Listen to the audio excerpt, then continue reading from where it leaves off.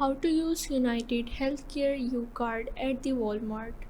So let's get started. So the first step that you have to do is register your account, and if you don't have, then you have to create a United Healthcare account online, and then you have to visit the OTC website and follow the step to set up your account using your member ID and the plan information.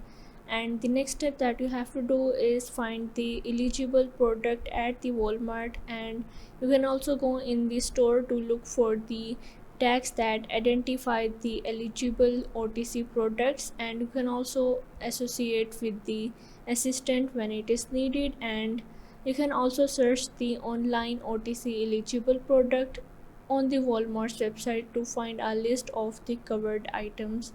And in the last, you have to make a purchase in store, inform the cashier that you would like to use your OTC benefits, and you have to provide your OTC card or the member ID number.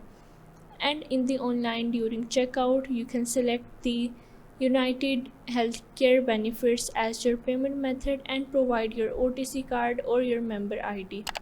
So that's how you can use your United Healthcare Ucard at the Walmart. So if this video helped you out, make sure to like and subscribe the channel, and see you in the next video.